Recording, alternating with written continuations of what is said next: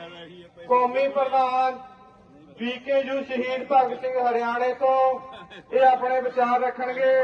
इन्हां तो बाद सूबा सिंह बीकेयू क्रांतिकारी पेंडू मजदूर यूनियन ये भी तैयार रहन। अमरजीत सिंह जी मोड़ी। बहुत ही सत्कार के योग बुजुर्गों, नौजवान साथियों, मेरी बहनें और माताओं, सबको सत श्री अकाल और राम राम। सबसे पहले मैं अपील करनी चाहूंगा मोर्चे के अंदर आए हुए सभी साथियों को जो दिन के अंदर अपनी शिरकत करते हैं, उन लोगों से अपील है वो यहाँ मोर्चे के पास आए, स्टेज के पास पहुंचे और बैठे और इस स्टेज के ऊपर से बोलने वाले लोगों के लेक्चर को सुने। जब कोई साइंटिस्ट बोलता है वो खेती के अंदर तब्दीली हरियाली ला देता है, बड़ी बड़ी क्रांति ला देता है। अगर कोई डॉक्टर बोलता है वो सेहत के ऊपर प्रभाव डालता है। लेकिन इस मंच से बोलने वाले लोग देश की दिशा और दशा को बदल देते हैं, क्रांतियां कर देते हैं। जिन लोगों ने अपने जीवन का 80% इनके अंदर आंदोलनों के अंदर योगदान डाल दिया, वो लोग इस स्टेज से बोलते हैं, उनसे सीखने को बहुत कुछ मिलता है। जैसे मेरे पंजाब के साथी सुबह आ जाते हैं यहाँ पर और शाम तक बैठकर सुनने की कोशिश करते हैं। मेरी अपील है सभी लोग यहाँ पर आराम से बैठकर 3-4 घंटे इस लेक्चर को सुने, स्पीचों को सुने और फिर अपने अपने गांव में जाकर उसको इम्प्लीमेंट में ले और वहां से अपनी माताओं और बहनें और लंगरों का इंतजाम कर इस आंदोलन को मजबूत करें। मैं बता देना चाहता हूं सभी साथियों से, जो आप लड़ाई लड़ रहे हैं वो कोई छोटी लड़ाई नहीं है, वो कोई अपनी मुझ का सवाल नहीं है, कोई हमारा बैरिकेड तोड़ना हमारा प्रेस्टीज इशू नहीं है। हमारा पूरे देश के किसान और मजदूर को आर्थिक तंगी से बचाना है। जो मेरे देश का किसान और मेरे देश का मजदूर 10-10 हजार रुपये के कर्जे के नीचे दबकर सुसाइड करता है, उसको बचाने का काम आप लोग कर रहे हैं। अगर आप लोगों ने इस आंदोलन को सफल बना दिया, हर दिन 150 से ऊपर जो लोग किसान और मजदूर सुसाइड करते हैं, उनकी जानों को बचाने का जिम्मा आप लोगों के ऊपर है। कोई छोटी मोटी लड़ाई नहीं है जो हम एक दिन में जीत जाएंगे। इसलिए आप सब लोगों को, जैसे हमने पहले 13 महीने मेहनत की, हर गांव के लोगों ने सहयोग किया, हर वर्ग के लोगों ने सहयोग किया, चाहे वो कर्मचारी थे, चाहे वो व्यापारी थे, चाहे वो दुकानदार थे, चाहे मजदूर थे, चाहे मेरे देश के जवान थे, सबने मिलकर उस आंदोलन को लड़ा और जम्मू कश्मीर से लेकर कन्याकुमारी तक की जमीनों को बचाने का काम आप लोगों ने किया था। वैसे ही ये लड़ाई है। वो तो कानून बनाए हमने रद्द करा लिए, लेकिन ये है प्राप्ति की लड़ाई। सरकार द्वारा दिया हुआ एमएसपी, उसकी खरीद का गारंटी का कानून बनवाने की लड़ाई है।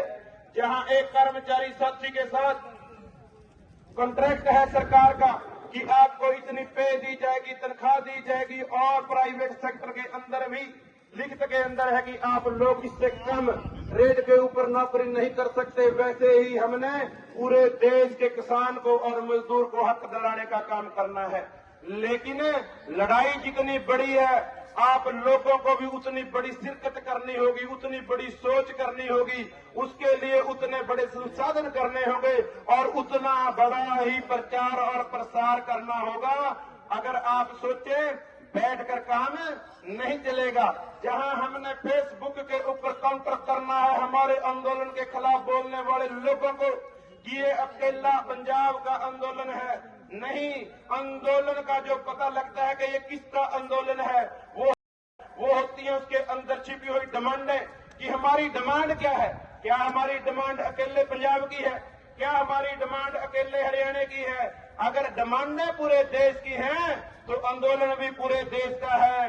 और सरकार कहती है कि ये पंजाब के लोग अकेला आंदोलन लड़ रहे हैं। फिर सरकार बताए कि एनएसए हरियाणा में किसके ऊपर लगाया, तुर्की के बरंट किसके किए, लाठी चार्ज हरियाणा में किसके ऊपर किया, वो कौन लोग थे भाई? किन लोगों को जेलों के अंदर बंद किया एमपी के अंदर? किन लोगों को जेलों के बंद किया राजस्थान के अंदर, किन लोगों को जेलों में बंद किया बिहार के अंदर, किन लोगों को बंद किया तमिलनाडु और केरल के अंदर। कहने का मतलब है सरकार दिखाना चाहती है, लेकिन आप सब लोगों से अपील और निवेदन भी है, अपने अपने माध्यम से, अपने अपने फेसबुक चैनलों से, जहां बड़े चैनल हमारे फेसबुक के वहां ट्विटर बंद कर दिए गए हैं, वहां मेरी अपील है पुरजोर किसानों के, नौजवानों से, मजदूर साथियों से, दुकान के ऊपर बैठे दुकानदारों से और घर के अंदर बैठी मेरी माताएं और बहनें, अपने फेसबुक और यूट्यूब चैनलों से जहां पर भी इंटरनेट की सेवाएं हैं, उनको ज्यादा से ज्यादा शेयर कर हमने उन लोगों का कंट्रोल भी करना है। आप लोगों के सामने एक बहुत बड़ा आपको चैलेंज है।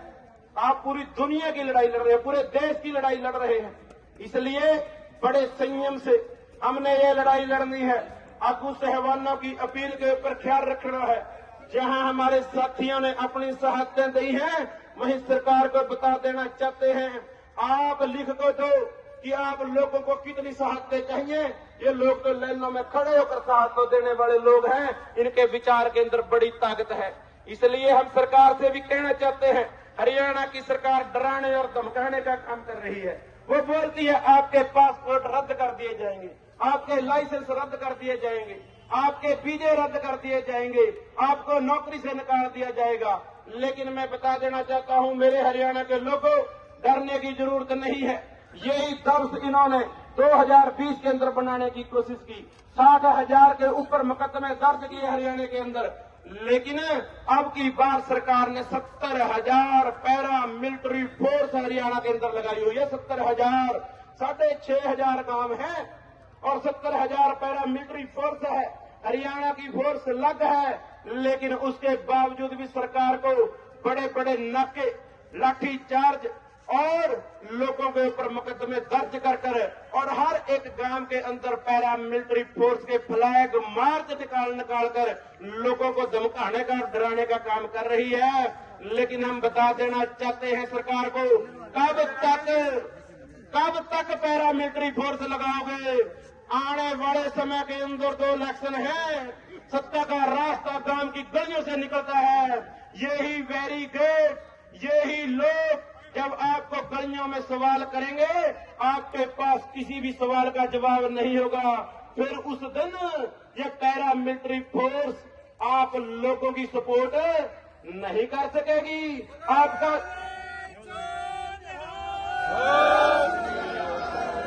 बीजेपी का झंडा उठाने वाले लोगों को अगर गलियों से निकलना बंद न कर दिया, फिर हरियाणा वालों का नाम बदल देना समय सबका आता है।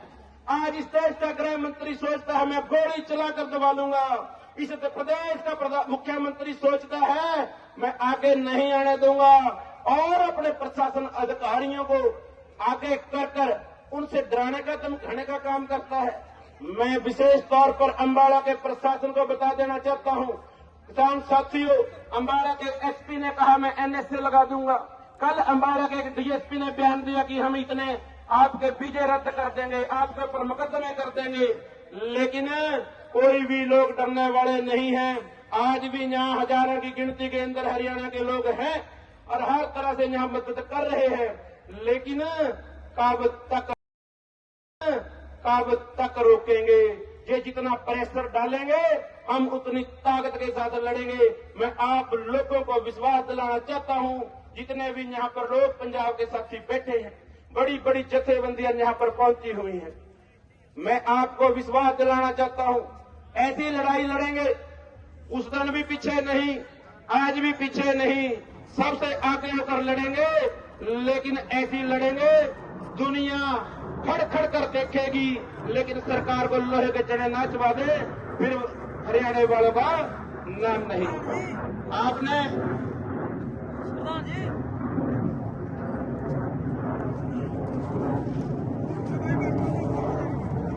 आज किसान के ऊपर प्रेशर है, गेहूं और धान बेचता है, सरकार खरीदती है, सरकार जानबूझकर भिजवाती है गेहूं और धान।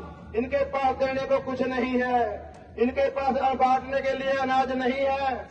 लेकिन हमें समझना है इनकी चाल को। हमने अपनी सारी फसलों के ऊपर एमएसपी गारंटी का कानून बनवाना है, ताकि अगर हम सरसों बीज कर आए तो हमें टेंशन ना हो कि सरसों बीज दिए क्या रेट होगा क्या नहीं होगा। मक्की बीज दी, अगर काटने का समय आया तो टेंशन ना हो, फसल 900 रुपये बिकेगी, 1900 रुपये बिकेगी। हमने जो आपकी मानसिक दशा इन्होंने बना दी है उसको भी मजबूत करना है और अपने टीचे के ऊपर भी रहना है, अपने किसान को मजबूती के लिए और इस देश की अर्थव्यवस्था को मजबूत करने के लिए। दे ले सरकार अडानी को, जहां अंबानी को 14 लाख करोड़ का मुआवजा दे दे, उनको इतनी सहायता, लेकिन वो देश की अर्थव्यवस्था को सुधार नहीं सकते। वो चंद आदमी हैं, लेकिन अगर इस देश को एमएसपी गारंटी का कानून मिला तो इस देश की अर्थव्यवस्था को कोई रोक नहीं सकता, इस देश की मजबूती को कोई रोक नहीं सकता। लेकिन दिक्कत क्या है? दिक्कत क्या है?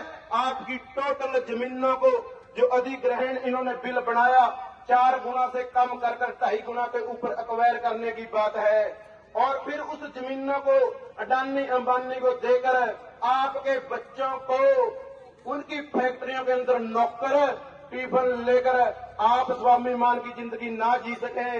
सिंपल एक बात के अंदर है, आपकी जमीनें कॉरपोरेट को कम से कम रेट के ऊपर देना और उसके ऊपर फैक्ट्री या खेती कराएं।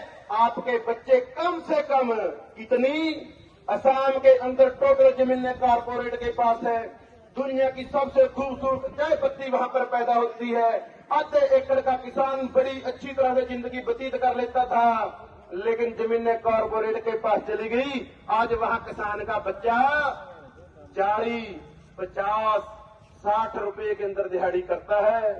इसलिए ऐसा ना हो आने वाले समय के अंदर हमारे बच्चे दर दर की ठोकरें खाएं, हम हर रोज सुसाइड करें। इन सब चीजों को ख्याल में रखते हुए पूरे देश के किसानों को इस आंदोलन में शामिल होकर आने वाले समय के अंदर हम स्वाभिमानता से जिंदगी जी सकें, हमारे बच्चे अच्छे स्कूलों में पढ़ सकें और मेरे बुजुर्गों का इलाज अच्छे हॉस्पिटलों में हो सके।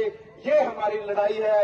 इतनी की बेनती करते हुए कोई अल्फाज आप लोगों की शान के खिलाफ निकला हो, आप लोग बख्शण योग्य हैं। सो सभी साथियों का बहुत बहुत धन्यवाद।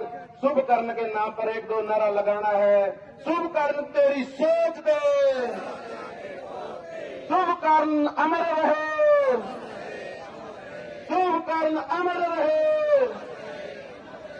इतनी की बेनतियां प्रवान करो। वाहिगुरु जी का खालसा, वाहिगुरु जी की फतेह।